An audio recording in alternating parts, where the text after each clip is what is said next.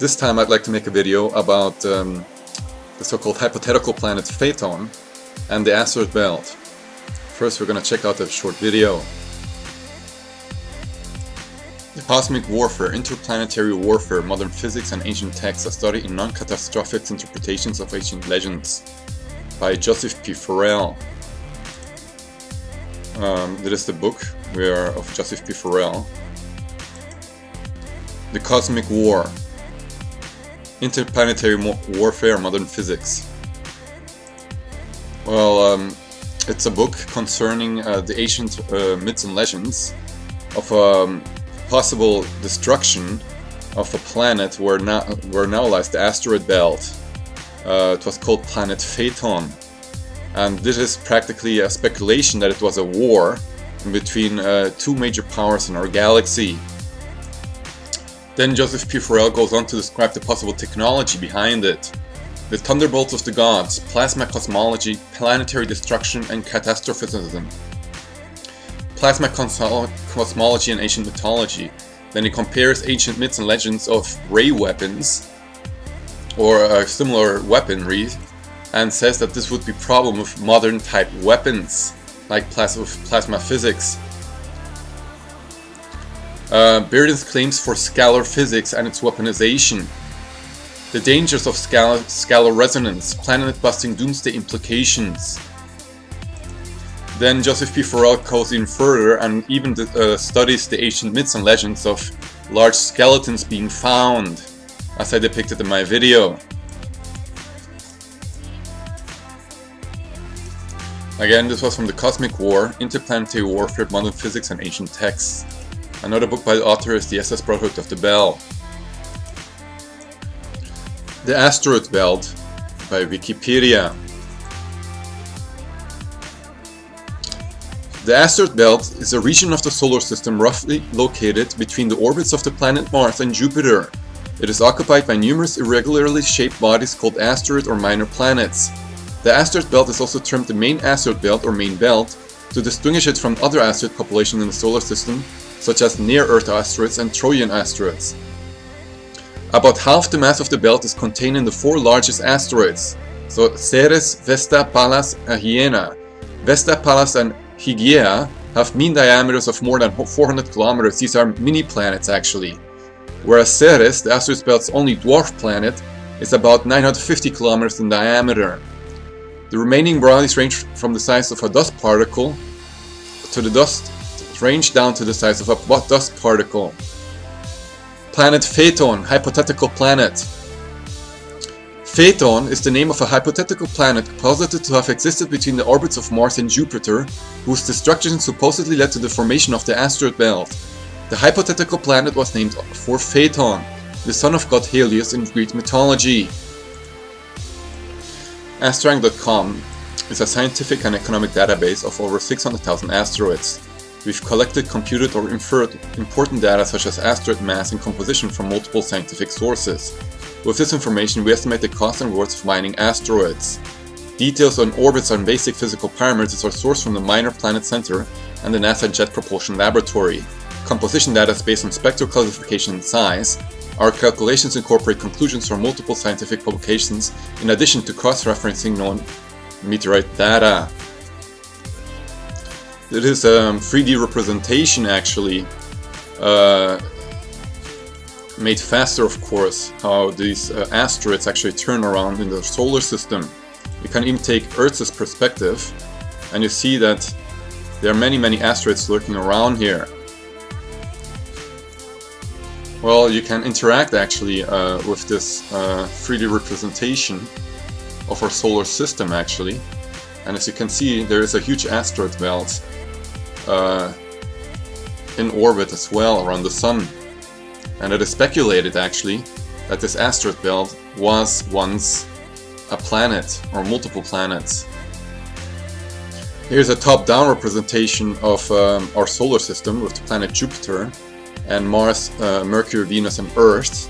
And between practically the planet Jupiter and Mars and Earth there is this asteroid belt, pretty much as you could see in the simulation. You can even increase the speed, and see how these this asteroid belt revolves around the Sun. So you could assume that it was the planet once and that it was destroyed. What Joseph P. Farrell does actually is he compares ancient myths and legends and adds a possible high technological feat to it. That there were civilizations back then that were in contact with Aldebaranic Aryans from the Pleiades as an example, or from other races, even the Draco races, and that these ancient civilizations like ancient Egypt and ancient Sumer and even Babylon were practically in contact with these spacefaring civilizations, or ancient India. The Aryans from India were in contact also with spacefaring civilizations, the so-called Vimanas, or flight saucers or something, or flight tools of ancient India that were described in these writings in the ancient Vedas, and they also describe it in detail in these ancient writings on how to build them actually using mercury. And Joseph P. Farrell then connected this also to the Third Reich and Nazi Germany, that they too were researching this type of anti-gravitation technology, that they used serum 324 or something, or 232, and a mercury type in the so-called bell, the so-called Brotherhood of the Bell, SS Brotherhood of the Bell, that they use mercury to drive actually the magnetic fields that create this anti-graviton field around the craft, and it makes it weightless. So the Vimanas described this mercury, and then the Third Reich also researched in this field, and apparently built Vrils and Hannibals and Andromeda spacecraft, also anti-gravitics, based on this technology. Probably also transmedially, they got the Vril Society got the transmuted transcripts from the planet Aldebaran, from the solar system of Aldebaran, from the Nordic aliens actually. And at the same time, they researched this alternative knowledge, what's available today. You must know that into Imperial German High Command, or the German High Command back then, they were all very knowledgeable. They studied occultic knowledge, hidden knowledge, as us conspiracy theorists practically do online, and awaken to the truth online, and systematically digesting the information that is online, and being open to new input, even if you react in a normal manner, like the possibility of time travel. I don't understand it completely, but I'm open to the possibility of it, at least, that it is possible. And I had many spiritual episodes where time travel occurred. Well, not for me, but I viewed it from my third eye. So I used my own experiences, the knowledge of people online, like Edward Billy Meyer, or Dr. Stephen Greer, or even Joseph P. Farrell, or Henry Stevens' Flying Saucers. You have to have an open mind to this. But I wanted to make a video practically on the so-called asteroid belt in our solar system. Well, as you could see in the video, it's a really nice 3D representation of the asteroid belt around the Sun, and it's practically harmoniously turning around the Sun. Only some asteroids have weird orbits. It's like a nice band. A nice round band of asteroids. And if you take that band and put it together, you probably get a sphere or a planet. And Joseph P. Farrell quotes it correctly. I had visions also of interplanetary galactic wars. I think they were timeless. I think they were a long time ago. Maybe, I hope it was a long time ago. But nevertheless, I had visions. And I got this input. And I've seen practically like planet-like bases, pretty much like the Death Star in Star Wars, that had the capacity of destroying planets. And that this solar system was also in a war, and that it is disputed territory to this day.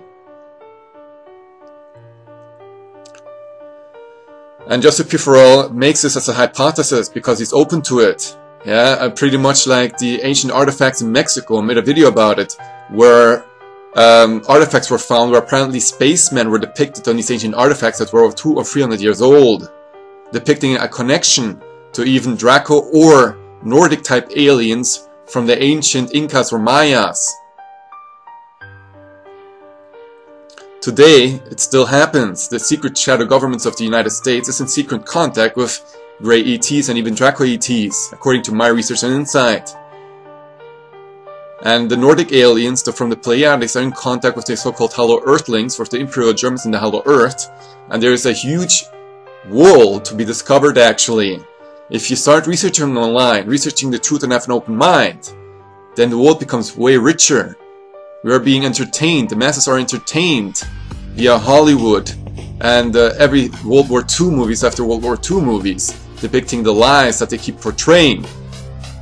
And everybody's kept in a hypnotic state and entertained. But the truth is so much more than you can grasp. The galaxy is full of life. There are multiple civilizations other than our own in the inner Earth.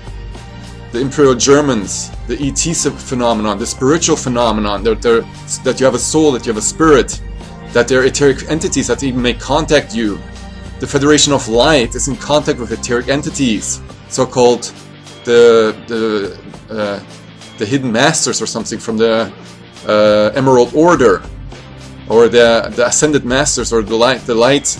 They are in contact with etheric entities and they communicate with them on a daily basis practically and work with them to make this golden age, or this peace and this final battle that will occur apparently at the end of time. The Armageddon has to happen apparently. I don't know why.